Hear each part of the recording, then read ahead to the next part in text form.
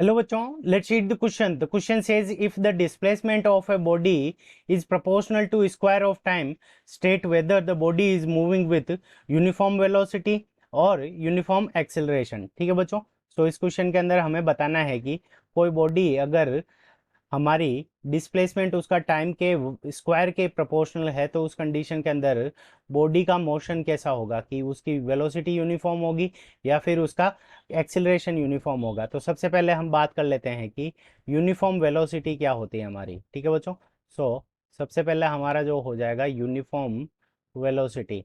Uniform velocity के अंदर क्या होता है कि हमारी जो वेलोसिटी होती है वो क्या होती है, कांस्टेंट होती है, यानी वो टाइम के ऊपर डिपेंड नहीं करती। ठीक है बच्चों, तो वेलोसिटी को अगर हम v से रिप्रेजेंट करें तो यूनिफॉर्म वेलोसिटी के अंदर हमारा क्या हो जाएगा, v इज कांस्टेंट, यानी वेलोसिटी हमारी क्या होती है यूनिफॉर्म वेलोसिटी के अंदर कांस्टेंट हो जाती है, वो टाइम के ऊपर डिपेंडेंट नहीं होती है। तो v कांस्टेंट हो गया यूनिफॉर्म वेलोसिटी के अंदर।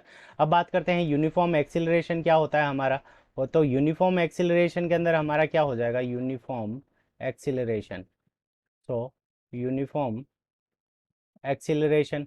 अब यूनिफॉर्म एक्सिलरेशन के अंदर हमारा क्या हो जाएगा कि जो हमारा एक्सिलरेशन है वो क्या रहेगा, वो हमारा कांस्टेंट हो जाएगा, यानी वो टाइम के ऊपर डिपेंडेंट नहीं होगा और वो कांस्टेंट हो जाएगा। यूनिफॉर्म एक्सिलरेशन अगर कोई मोशन पार्टिकल कर रहा है तो उस कंडीशन के अंदर जो उसका एक्सिलरेशन है ए, वो क्या हो जाएगा, कांस्टेंट हो जाएगा। तो ए इज कांस्टेंट। तो ये हमारे दो की कंसेप्ट हो गए। इन दोनों की कंसेप्ट से हम क्या करेंगे, क्वेश्चन को सोल्व करेंगे। अब देखो, हमें गिवन क्या है कि s is proportional to T square. तो हमारा उसका जो डिस्प्लेसमेंट को अगर हम s मान ले तो s is proportional to T square. अब प्रोपोर्शनलिटी का साइन जाएगा तो यहाँ पे हमारा क्या आ जाएगा, कोई कांस्टेंट आ जाएगा। तो हम क्या लिख सकते हैं, s इज इक्वल्स टू के टी स्क्वायर। ठीक है बच्चों, s इज इक्वल्स टू के टी स्क्वायर। तो अब इसका एक बार डिफ्रेंशिएशन करेंगे तो हमारे पास में क्या आ जाएगा, D S upon D T. और D S upon D T को हम क्या लिख सकते हैं, वेलोसिटी v के इक्वल लिख सकते हैं। Velocity v is equal to हमारे पास में क्या होगा, इसका डिफरेंशिएशन करेंगे t का, टी स्क्वायर का t के रेस्पेक्ट में, तो हमारे पास में क्या आ जाएगा 2k t। ठीक है बच्चों, अब देखो वेलोसिटी क्या कर रही है, t की पावर 1 के ऊपर डिपेंड कर रही है, तो हमारा क्या हो जाएगा कि ये नॉन यूनिफॉर्म वेलोसिटी है।